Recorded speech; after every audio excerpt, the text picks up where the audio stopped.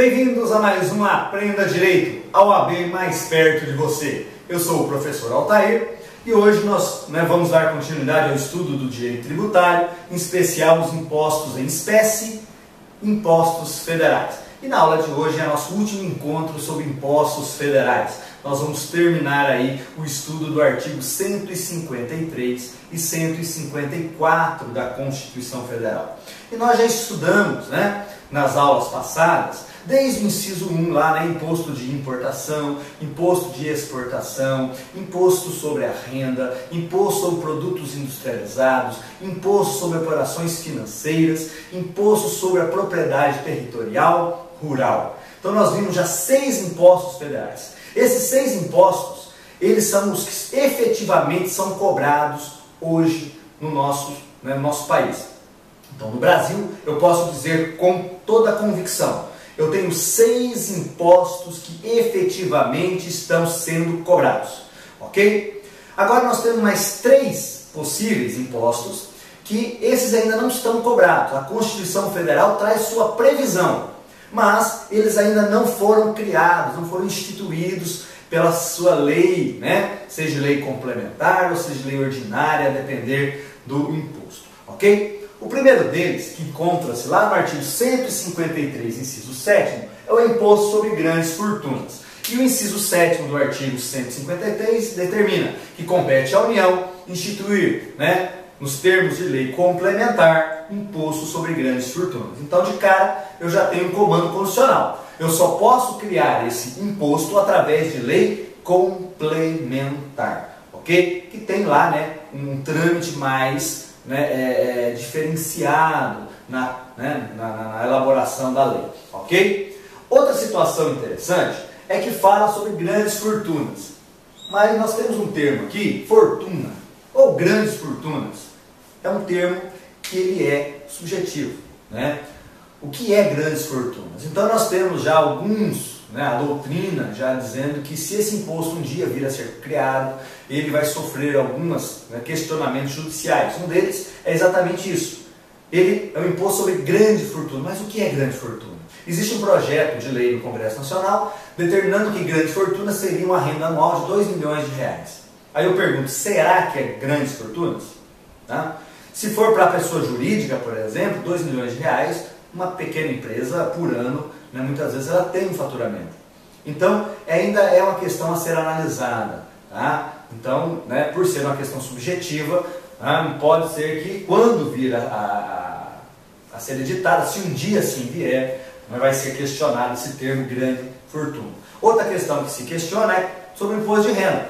Eu já pago imposto de renda, então, se eu vou pagar imposto de renda, eu não pago grandes fortunas. Se eu pagar grandes fortunas, eu não pago imposto de renda. Só que nesse ponto aqui, eu vejo que a controvérsia se resolve na análise da competência originária, ou seja, a competência foi instituída pelo Poder Constituinte originário.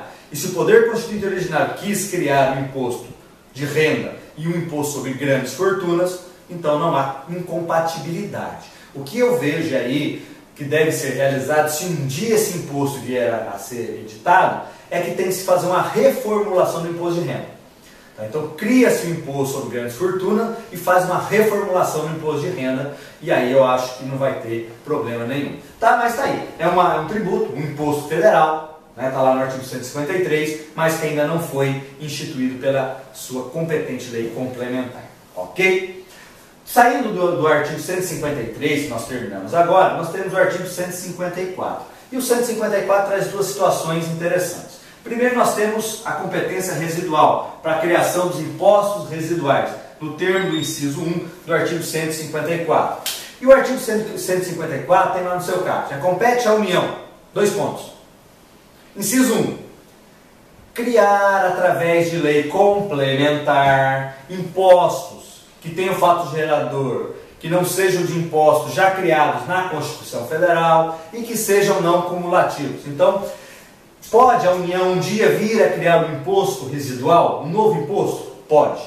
Só que aí ela tem que obedecer 3 critérios, no mínimo. Primeiro, tem que ser por lei complementar, o inciso 1 determina, lei complementar. Segundo, esse imposto não pode ter fato gerador de imposto já criado pela Constituição Federal. E terceiro, tem que ser não cumulativo.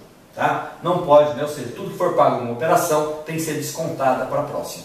Tá? Mas há essa possibilidade. Mas está lá, até hoje não se criou, mas tem essa possibilidade. O mesmo artigo 154, só que agora no inciso 2, fala do imposto extraordinário de guerra. E lá fala que a União poderá instituir, né, um imposto extraordinário na iminência, ou se já estiver em guerra, né, guerra externa. Tá?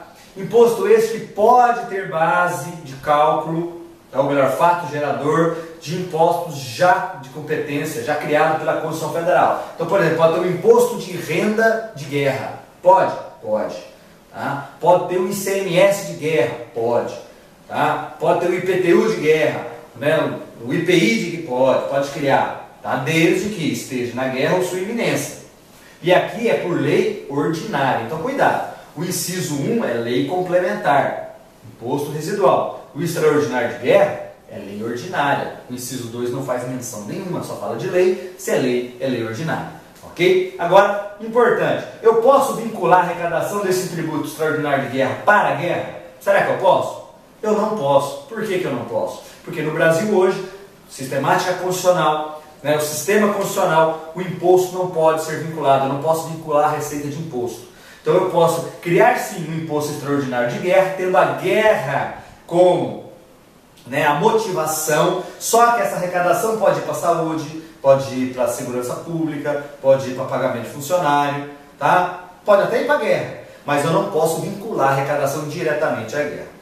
Ok? Então aí nós vimos, né, um panorama geral nessas nossas primeiras aulas sobre os impostos federais. No nosso próximo encontro nós vamos começar o estudo dos impostos estaduais. E eu conto com você lá e espero você até nosso próximo encontro em mais um Aprenda Direito, a OAB mais perto de você.